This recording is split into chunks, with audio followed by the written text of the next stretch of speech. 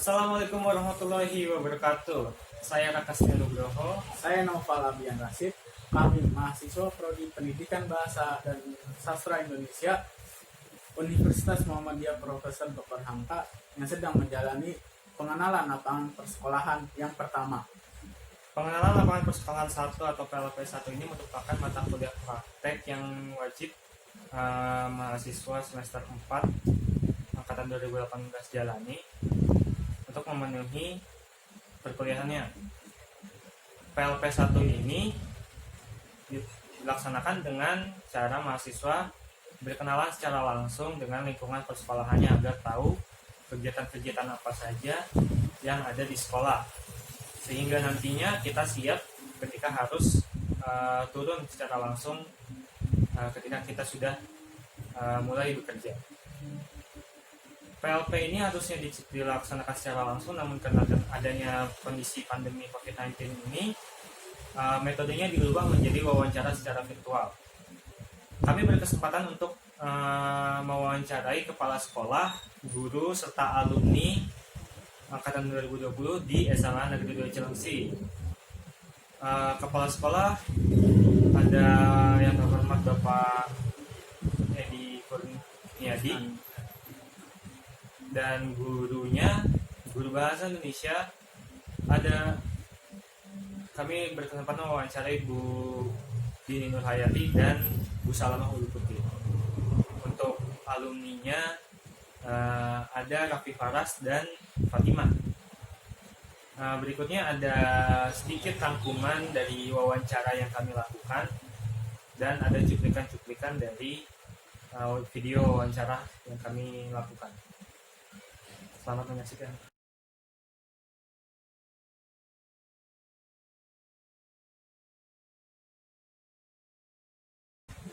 Yang pertama, pembelajaran kurikuler, kokurikuler, dan ekstrakurikuler. Pembelajaran jarak jauh memang dirasa berat, baik dari guru dan siswa. Namun lambat laun, guru dan siswa mampu beradaptasi, walau masih banyak terkendala dengan teknis. Pada saat ini, guru diberikan fleksibilitas dalam memberikan materi dan menerapkan metode yang dipakai sesuai situasi dan kondisi. Siswa mampu beradaptasi dengan mandiri dengan sistem PJJ. Siswa belajar mandiri dengan buku yang dimiliki dan dari video pembelajaran lainnya. Terkait dengan ekstrakurikuler yang dihentikan, memang sangat disayangkan oleh siswa karena kegiatan ekskul menjadi tempat untuk melepas jenuh dari keseharian di sekolah. Jadi terkait metode yang dipakai oleh guru, khususnya Bu Dini dan Bu Salama, ini memang seperti pada umumnya menggunakan media virtual yang ada di gawai-gawai ini seperti laptop dan ponsel. Untuk ketika kami wawancara, Bu Salama bercerita kalau dia menggunakan aplikasi Microsoft Teams untuk memberikan pelajarannya. Kalau untuk Bu Dini sendiri menggunakan video conference Zoom dan Google Classroom.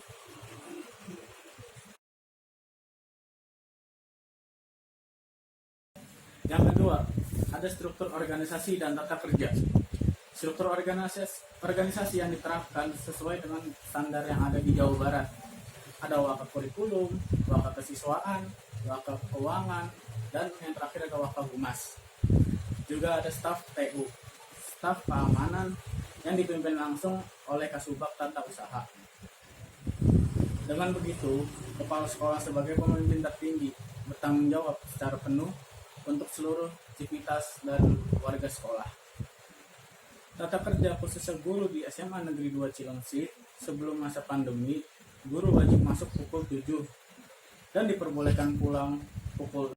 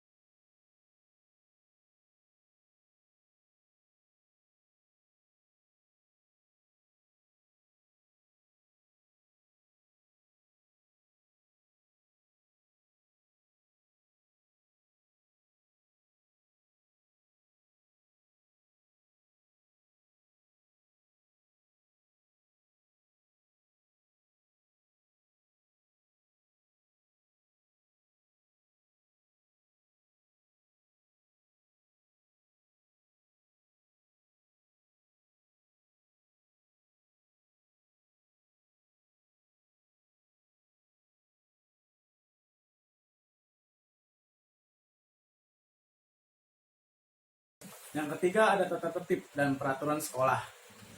Tata tertib yang digunakan oleh SMA Negeri 2 Cilengsi ini dalam pembuatannya perlu melibatkan kebiasaan atau kultur yang ada di sekitar sekolah. Karena dalam pembuatan biasanya perlu pertimbangan-pertimbangan di sekitar sekolah. Untuk setiap warga sekolah wajib mengikuti peraturan yang ada. Jika ada yang melanggar, maka akan dikenakan berupa teguran terlebih dahulu. Jadi memang yang kami dapat dari pihak sekolah, di mana peraturan-peraturan ini memang dibuat berdasarkan istilahnya adat istiadat atau kebiasaan yang ada di internal sekolah, juga eksternal masyarakat sekitarnya. Ketika kami tanyakan bagaimana sistem jika ada yang melanggar, dari sekolah menjawab bahwa ketika ada warga sekolah yang melanggar tentu akan pertama ditegur, dan memang hukumannya semuanya berupa teguran dan ada tindakan kecilnya mungkin sebagai sanksi kecilnya. Namun ketika ada pelanggaran berat itu langsung terutama dari staf sekolah, ketika ada staf sekolah yang melanggar itu memang langsung ditindak oleh provinsi Dinas Pendidikan Jawa Barat. Kemudian kami menanyakan seberapa sering sih kepada alumni waktu menjadi siswa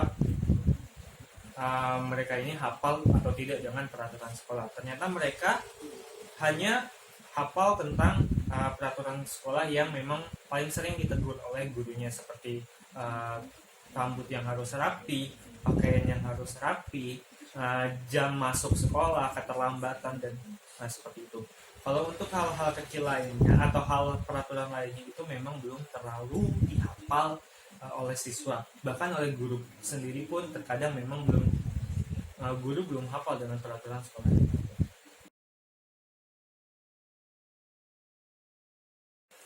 Yang kelima, ada pembiasaan positif di sekolah. Pembiasaan positif di SMA Negeri 2 Cilengsi terdapat 5S: senyum, sapa, sopan, santun, sapa. Selanjutnya ada tadarus Al-Quran dan literasi sebelum mata pelajaran. Ini memang terkait dengan pembiasaan positif di sekolah ini, yang paling wajib itu ada tadarus, 5S, dan beberapa hal lainnya seperti pramuka wajib, juga rokis wajib atau kegiatan agama wajib lainnya.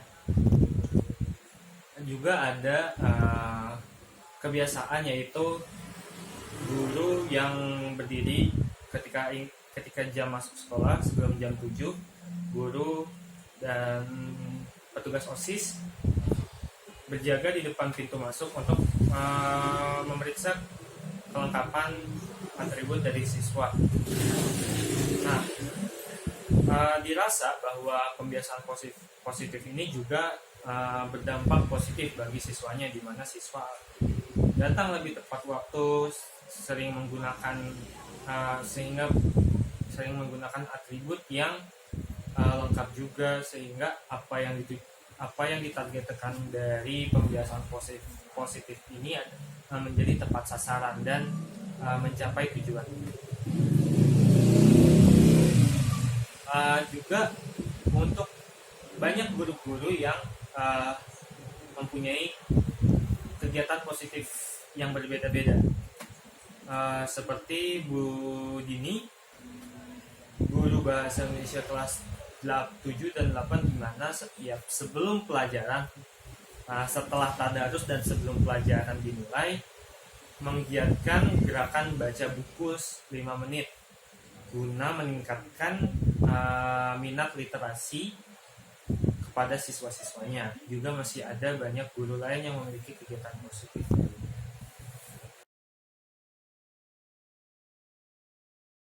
Yang keenam, ada karakteristik siswa di sekolah. Karakteristik dari siswa SMA Negeri 2 Cilengsi sangat beragam. Hal ini disebabkan oleh beberapa hal. Salah satunya adalah kondisi daerah di Cilengsi yang mulainya pedesaan mulai berubah ke perkotaan. Hal ini menyebabkan percampuran model gaya hidup masyarakatnya. Kemudian di Cilengsi juga banyak warga pendatang, sehingga banyak bercampurnya adat istiadat seperti Sunda, Jawa, dan lainnya.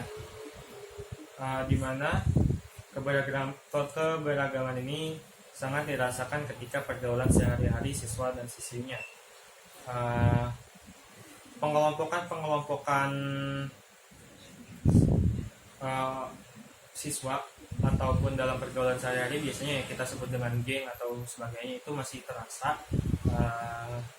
dalam pergaulannya. Hal ini mungkin bisa kita anggap wajar karena memang ini adalah bagian dari murid sekolah menengah atas yang sedang mencari jati dirinya, sehingga masih ada tuh sifat-sifat ingin berkelompok dengan orang-orang yang memang hanya dia inginkan. Jadi masih banyak pengelompokan tersebut belum bisa menyatu secara keseluruhannya. Ada dampak positif dan negatifnya. Dampak positifnya mungkin dari keberagaman ini kita dapat melihat berbagai macam budaya dari berbagai macam sudut pandang, sehingga wawasan kita semakin terbuka. Namun positifnya kalau misalnya pergaulan ini tidak dikontrol akan menimbulkan hal-hal yang di luar kehendak kita, seperti contohnya pembulian dan semacamnya.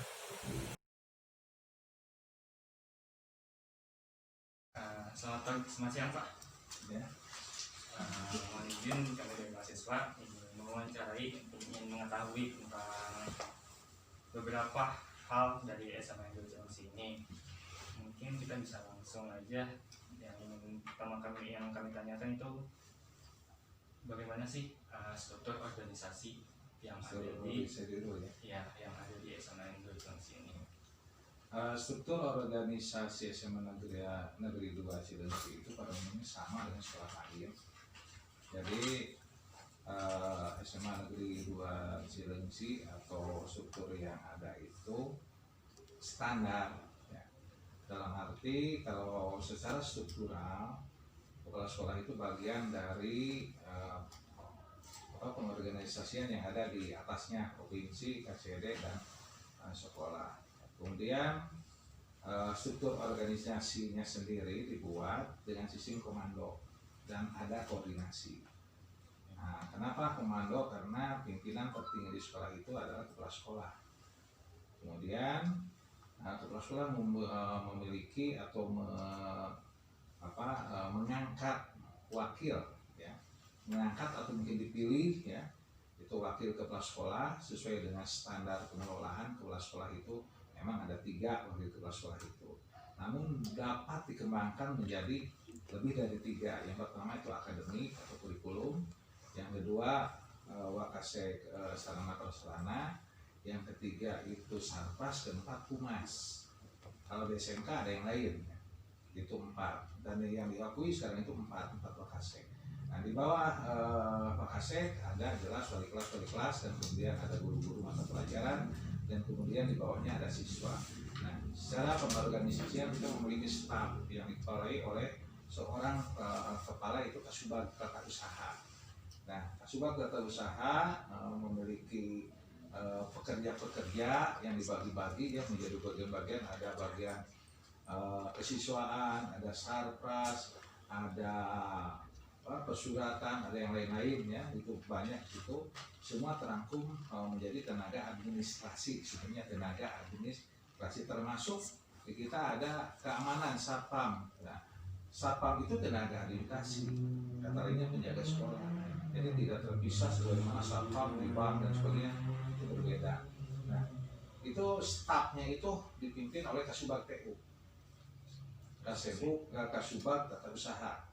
Nah, kemudian secara koordinasi kita berkoordinasi dengan komite sekolah sebagai mitra kita, karena komite sekolah itu ada berdasarkan Permendikbud nomor 75 tahun 2016 bahwa komite sekolah disusun sebagai kemitraan dari sekolah, karena kepanjangan tangan di sekolah itu adalah komite sekolah. Lalu Pak, di sini ada birokrasi yang diterapkan di sekolah ini. Contohnya seperti beasiswa atau apresiasi siswa lainnya bagaimana Pak? Untuk saat ini kan saya belum begitu tahu, ya kan, bukan tahu bagaimana sistem penghargaannya sebetulnya, penghargaan siswa berprestasi dan melayani ataupun mengakomodir siswa yang memiliki mempunyai ketidakmampuan, sebenarnya kurang mampu ataupun anak yatim ya. Nah, jadi seyogyanya seharusnya siswa yang berprestasi diberikan reward, bisa berupa pembebasan iuran bulanan sekarang udah gratis ya, karena gratis disubsidi oleh pemerintah ya. Provinsi Jawa Barat itu sudah menerapkan iuran bulanan gratis, bukan SPP ya, iuran bulanan yang benar itu. SPP itu sumbangan, jadi tidak sejalan dengan Permendikbud nomor 45 2016. Kata-kata sumbangan itu kewenangan komite ya, bukan iuran bulanan. Iuran bulanan itu iuran pungutan yang dibayar tiap bulan. Nah, begitu ada reward, pembebasan, tidak perlu bayar, itu sekarang sudah gratis. Paling bisa reward dalam bentuk penghargaan apa yang bisa dalam bentuk materi ataupun kemudahan-kemudahan difasilitasi ketua tinggi, yang bisa kan gitu. Terkait metode pembelajaran yang kalau kita tatap muka kan biasanya ya ada presentasi, dan mungkin kalau guru itu ada ceramah. Nah, selama pandemi ini metode apa yang paling ibu gunakan, yang paling sering digunakan ketika belajar di kelas? Kalau saya sih lebih ke discovery ya, saya memberikan masalah kepada kita. Kemudian ini masalahnya nih, contohnya kemarin di surat lamaran, saya kasih video dulu nih, saya video nih, terus kamu ceritain ada masalah apa di video itu. Nah, baru nanti saya masuk ke dalam diskusi, apa itu yang tadi presentasi diskusi. Nah itu nanti baru ada sesi face to face dengan saya, via wawancara di Zoom. Jadi cuma satu kali, saya kasih waktu cuma 30 menit untuk 5 orang. Jadi saya kasih waktu siapa yang masuk duluan, 10 menit wawancara dengan saya, 10 menit wawancara dengan saya gitu. Atau 5 menit gitu. Itu aja sih kalau menurut saya. Palingan ya tekniknya ya bicara. Tapi yang pertama sih saya kasih masalah.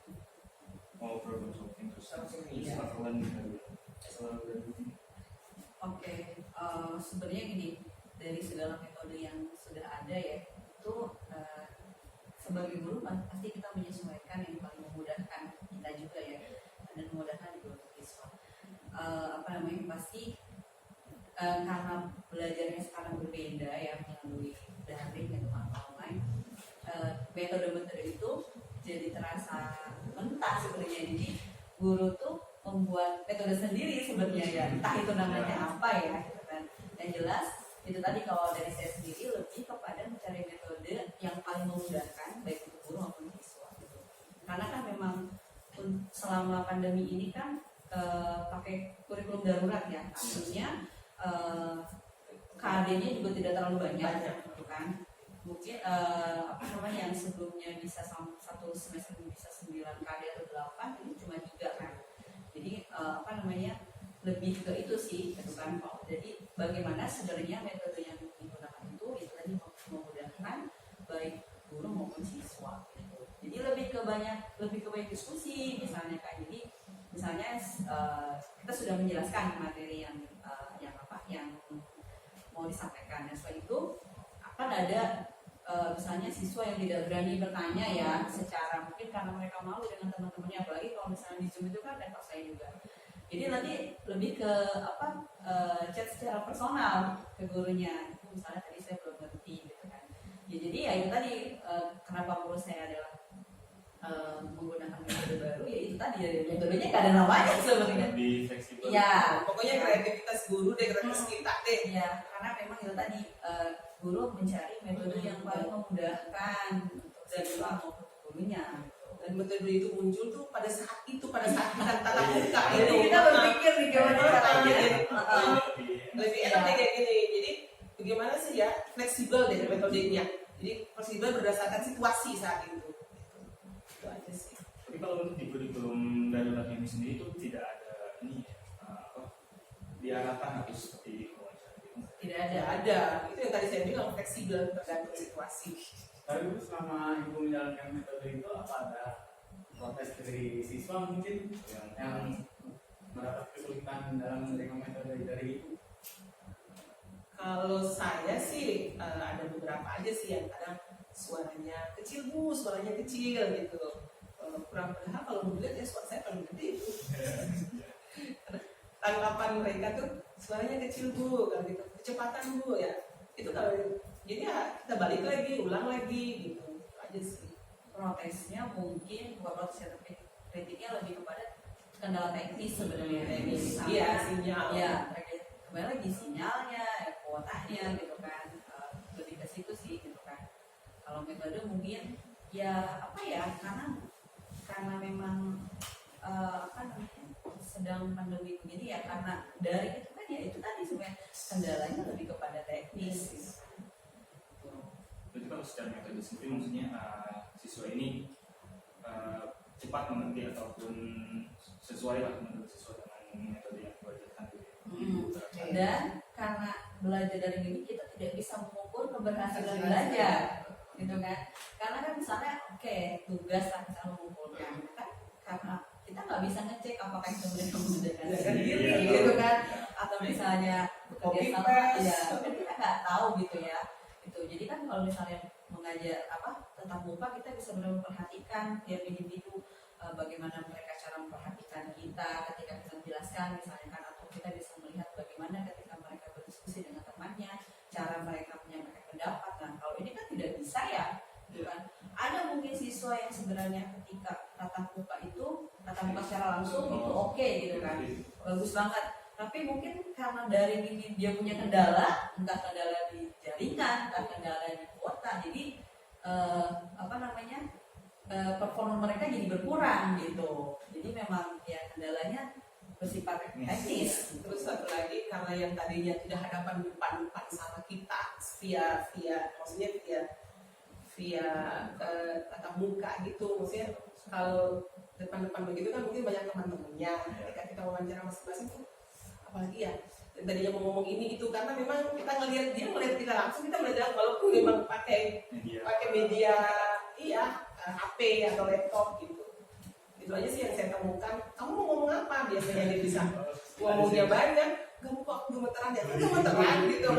Iya, gugup gitu aja sih. Aku ngeliat ibu langsung nih gitu. Terus dari ngeliat mukanya langsung gitu. Langsung. Terus kalau pas presentasi wawancara kan, aku memang settingannya harus ada cermin di belakangnya. Jadi saya tahu dia megang konsep nggak nih, gitu. Saya tahu. Jadi itu kamu pegang tangan apa itu di situ kelihatan kan, ada memang cermin. Memang saya sengaja cerminnya harus di belakang.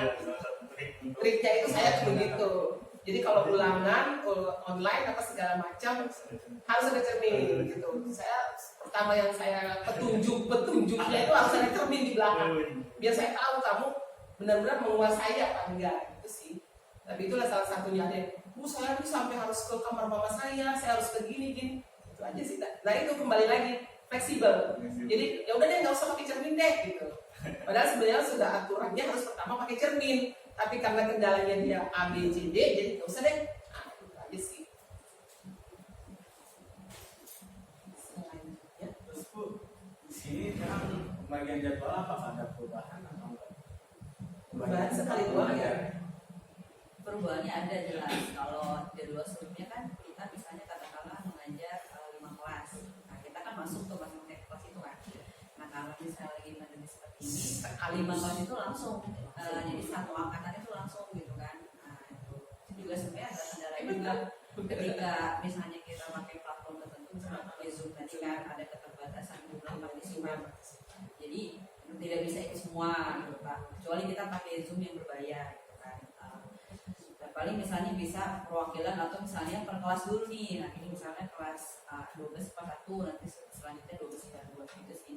Dan itu kebijakan jadwal itu ya sepertinya dikembalikan ke kebijakan sekolah. Ya kebijakan sekolah jadwalnya mau gimana gitu ya. Mungkin kalau dalam itu kurikulum yang berbeda ya. Karena kan kita sebagai guru menerima dan menjalankan. Itu yang saya bilang tadi fleksibel. Jadi metodenya itu fleksibel, tergantung situasi gitu. Pas kalau kita lagi Zoom harus kebanyakan nggak bisa, nggak connect yang A, B, C nggak connect ya kita ya udah deh 2 kelas aja yang tadinya udah jadwalnya untuk ikut kelas, ya bisa kan? Harusnya 2 kelas aja itu ya, lagi fleksibel. Terus dari eh, pembelajaran nih yang kan kalian mulai masuk kelas 12 itu di Agustus tahun kemarin ya. Iya. Terus jalan setengah semester dan pada Maret minggu pertama kalau nggak salah langsung di lockdown. Nah, kalau dari pandangan kalian nih selama jadi kelas 12, pembelajaran di sekolah tuh seperti apa? Baik sebelum pandemi dan sesudah pandeminya. Jadi sebelum pandemi menurut kalian itu seperti apa? Dan kalau setelah pandemi itu seperti apa? Apa bedanya? Dari Fatimah dulu mungkin boleh. Kalau sebelum pandemi itu lebih enak itu tatap muka. Dan lebih nyangkut juga itu materinya. Karena kan dijelasin langsung sama guru-gurunya. Kalau setelah pandemi, kayak lebih ke menyulitkan gitu. Tiba-tiba harus ada aplikasi ini, aplikasi itu, terus ada pengumuman yang nggak kesampai.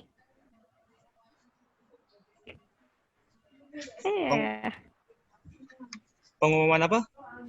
Pengumuman apa, Fatimah? Tadi kan ada aplikasi, susahnya download aplikasi, terus habis itu ada apa lagi, Fatimah?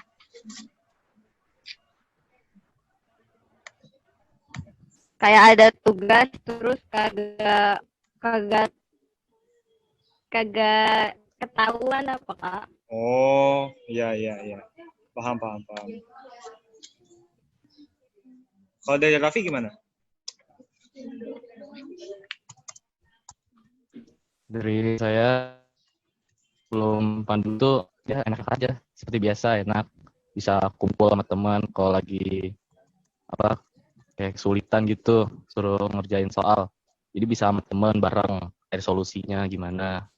Nah, pas lockdown ini jadi nggak enak, jadi kayak sendiri-sendiri gitu mikirnya. Terus kalau mau kerjasama juga minta bantuan ke temen gitu, harus lewat chat, jadi lama.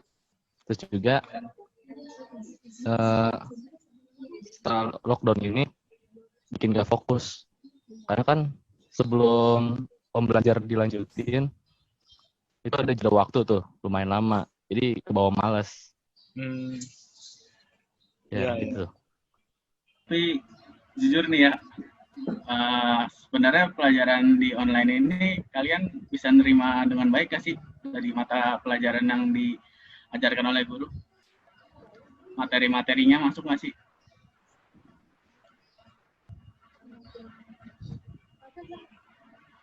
Dari siapa? Dari Raffi dulu boleh. Oh, materinya waktu kelas 12 sih masuk, soalnya waktu itu nggak pakai Zoom kan, masih pakai aplikasi dari Semandu. Jadi enak-enak aja ngasih soal, isi, nanti isinya itu difoto.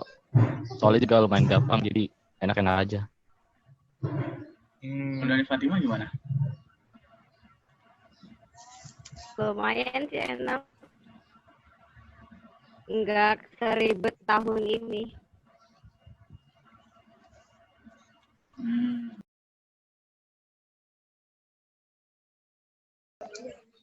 Iya, tapi menurut kalian nih di SMA Negeri 2 Cilengsi ini sekolahnya terbuka nggak sih soal beasiswa untuk siswanya? Ada Tidak. informasi-informasi gitu? Oh, nggak ada. Kurang ya? Tidak Kurang. terlalu, nggak ada. Kalau bantuan-bantuan gitu pernah dengar Harus kita dulu kayak yang nanya. Nah, iya itu. Kalau bantuan-bantuan gitu nggak pernah dengar. Bantuan untuk siswa prestasi mungkin. Visual prestasi. Mungkin Raffi nih yang Nggak pernah ada ya, Bantuan Vi? kayak kayak apa, Pi? Mungkin kan kalau Raffi OSIS MPK ya, ada ini Iya. sempat ngurus gitu nggak? soal bantuan Terus apa? Oh, untuk bantuan bantuan buat ke siswa siswa-siswa gitu. yang membutuhkan gitu ya mungkin ya. Oh, pernah. Nah itu kayak gimana dari sekolahnya ya? Kan itu ada OSIS MPK kepanjangan tangan dari sekolah tuh. Iya. Itu gimana prosesnya? Prosesnya ya muter setiap kelas, minta bantuan, ngasih tahu informasinya kayak gimana. Jadi setiap anak diminta buat sumbangan bagi yang ikhlas. Nah, kayak gitu. Berarti lebih ke sumbangan umum, Pal. Ya kayak misalnya ada Takziah keluarga yang ya? berduka mungkin ya. Iya.